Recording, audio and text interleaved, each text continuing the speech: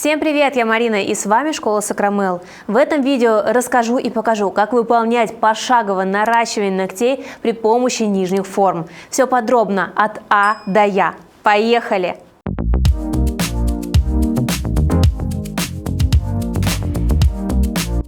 Стандартная ногтевая пластина довольно мягкая, на ней выполним наращивание. Первый и немаловажный этап – это правильная подготовка ногтевой пластины. Конечно, мы должны выполнить чистый, безупречный маникюр и подкутикульный карман, для того, чтобы была хорошая сцепка и не возникали отслойки в зоне около кутикулы. Наношу предварительно тальк, так как кожа у модели влажная, это поможет подсушить ее и выполнить более тщательную обработку. Отталкиваю кутикулу апельсиновой палочкой, раскрывая карман. Также при помощи пилки приподнимаем чешуйки, чтобы была хорошая сцепка, адгезия между натуральным ногтем и искусственным материалом. Предварительно убираю полностью свободный край, нахожу точку вроста, которая располагается ниже, и начинаю опил с нее. Если оставить свободный край, это может способствовать неправильной постановке нижней формы. Например, она пойдет вверх или вниз. Теперь выполняем чистый маникюр. Наша задача, как я уже сказала, сделать чистый подкутикульный карман, для того, чтобы не оставалось частичек кожи, пыли, птериги, так как это будет способствовать затекам, а значит и отслойкам.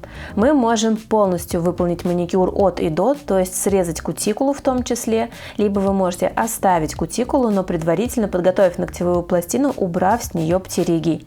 Я выполняю, как правило, маникюр сразу, в том числе выполняю срез кутикулы. Вот такой красивый результат у нас получается. А чистому маникюру вы можете научиться на наших обучающих программах. Нравятся мои ролики? Хотите знать больше о маникюре? Приглашаю присоединиться и получить доступ к базе знаний Школы Сакрамел. Более 20 видеокурсов по цене одного с получением сертификата. Они доступны по всему миру. Подробнее читай в описании. И, конечно, подписывайся на канал. Помимо этого наносим специальные подготовительные препараты, чтобы улучшить ту самую сцепку для хорошей носки от 3 и более недель. Первым этапом наношу дегидратор, средство, которое подсушивает ногтевую пластину. Следующим этапом праймер для улучшения сцепки. Это двусторонний скотч между ногтем и последующим покрытием. Беру базу под наращивание ногтей и наношу ее отдельной кистью. Можно использовать гель-лаковую базу, сделать тонкий слой без большого объема. Следующий важный этап – это подбор нижних форм для моделирования ногтей. Они бывают различными, бумажными, более металлизированными. Ваша задача – выбрать те, которые будут хорошо держать арку, такие будут более удобны в работе. В моем арсенале большое количество форм, которые можно использовать. Мне нравятся металлизированные, так как они будут лучше держать арку. Длинные формы используются для длинных ногтей, а вот такие короткие я вовсе не рекомендую использовать, так как они слишком короткие при вырезе внутренней улыбки. А при склеивании эта форма образует треугольничек к свободному краю, что никогда не позволит сделать красивый и четкий квадрат. Поэтому такие формы лучше не использовать. Необходимо правильно вырезать шаблон, нижнюю форму, для того, чтобы она стояла в стык с натуральным ногтем. Ну а вот эти формы, я знаю, что знакомы многим мастерам. Они, конечно же, не самые удобные, они имеют низкое качество и очень часто разметка на форме несимметрична. То есть центральная линия не по центру. Но так как такие формы у большинства, выполню наращивание на них. Подставляю форму и видим, что форма уходит вниз. Поэтому мы ее вырезаем в тех местах, где необходимо. Словно два кусочка пазла, форма и ноготь должны совпасть друг с другом для того, чтобы не было щелей, в которые потом может попасть гель. Ставлю форму под правильным углом и вижу расстояние от точки вроста до формы, некоторые зазоры. Это говорит о том, что необходимо вырезать форму вглубь. Тогда она полностью совпадет с ногтем и уже не будет щелей, в которые попадет материал. Вырезаю точно такую же глубину при помощи ножниц. Теперь форма подходит гораздо лучше. Если ноготь несимметричный, то также несимметрично вырезаем саму форму. От точки вроста ножницами намечаю линию, которую я буду вырезать для того, чтобы освободить боковые валики и чтобы они не выталкивали форму и не раскрывали ее. Теперь видим, что формы хорошо соприкасаются, боковые валики не мешают, наш шаблон готов. Можно подписать, на какой конкретно палец именно эта форма.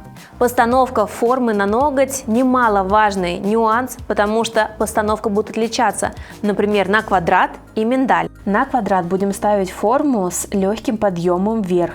Подъем будет зависеть от длины, поэтому аккуратно снимаю форму, склеиваю задние ушки, подставляю под ноготь, но сильно под него не заталкиваю, приклеиваю задние ушки и смотрю на симметрию, чтобы центральная линия на форме шла в продолжении центральной линии ногтя. На модели покажу, как сделать форму квадрат, ну а если вам интересно моделирование формы миндаль, напишите мне об этом в комментариях, и возможно я это покажу в следующем видео.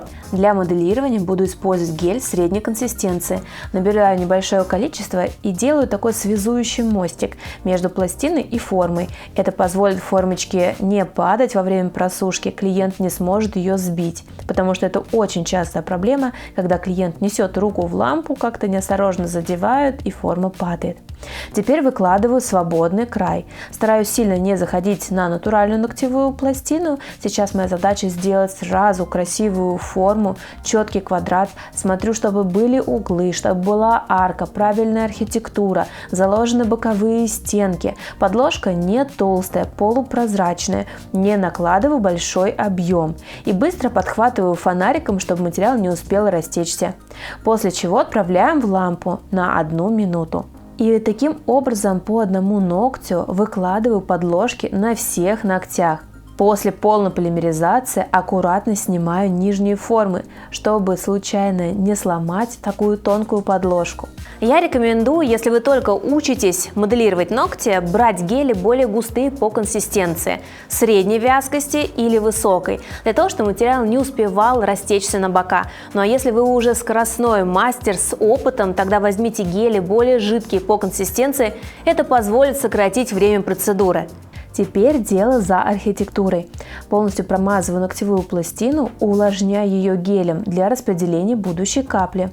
Набираю большую каплю, ставлю ее на наивысшую точку и очень бережно раскладываю материал в зоне около кутикулы, чтобы получилась плавная растяжка без ступеней.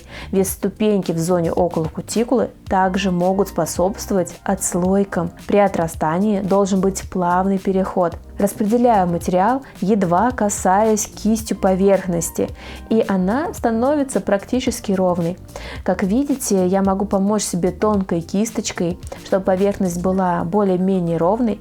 К абсолютному идеалу я не стремлюсь, так как затем буду опиливать поверхность, но все-таки выкладываем на готовность и отправляем в лампу на просушку.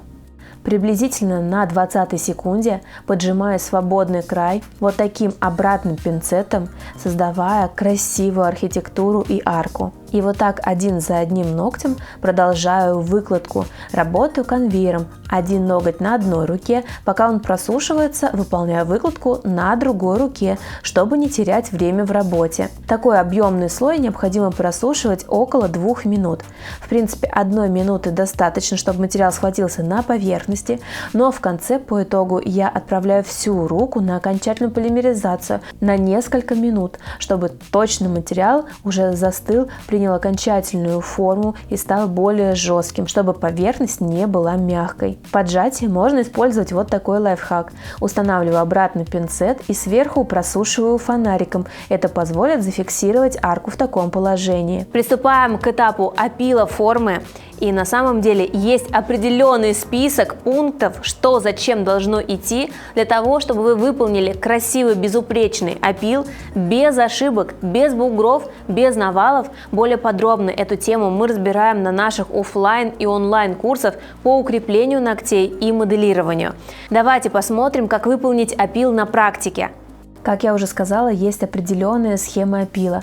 Начинаю я со свободного края, чтобы увидеть толщину. Как видите, после этого этапа свободный край не такой уж и толстый. Это говорит о том, что мы правильно установили форму и выполнили выкладку. Если после опила свободного края вы видите большую толщину, это говорит о том, что, скорее всего, формочка упала вниз, а не стояла с легким подъемом вверх. Нам придется потратить время для того, чтобы выпилить толщину. И в в целом уже получится не так красиво и изящно. Поэтому стараемся правильно устанавливать шаблоны. Я всегда говорю, что 80% успеха моделирования кроется именно на моменте постановки шаблона. Ну а я продолжаю опил, в том числе поверхности, длинными движениями, чтобы сгладить ее. Поскольку выкладка практически идеальная, мне не нужно очень долго опиливать какие-то бугры, а зону около кутикулы я и вовсе не опиливаю, так как она уже хорошо выложена. И вот такими округлыми движениями, постепенно опиливая, у нас получается ровная поверхность. Конечно, можно было бы выложить более аккуратно, чтобы вообще практически не пилить или попилить сначала подложки, но это уже другая техника, тоже мы ее разбираем и в других роликах, и в других курсах. Я вам сейчас показала самую базу, которая актуальна будет для каждого мастера. У нас уже красивые ногти, но добавим немного яркости и блеска. Сделаем дизайн при помощи густого геля и кисточки для омбре, выполняю такую волну. Просушиваем в лампе, снимаем липкий слой и затем наносим втирку спонжем. Получаются такие огненные, красиво переливающиеся линии. Излишки можно убрать мягкой кисточкой и покрываем топом. Как же красиво эта втирка переливается, даже не представляете. Как будто бы камера не передает всей красоты и всего перелива. Наш результат, как видите, если знать правила подрезания шаблонов, правильной выкладки и опилы материала, в таком случае наращивание это не так уж и сложно, как может показаться. Пробуйте эту технику, смотрите другие полезные видео на канале, а я желаю всем успехов в работе. Счастливо! Пока-пока!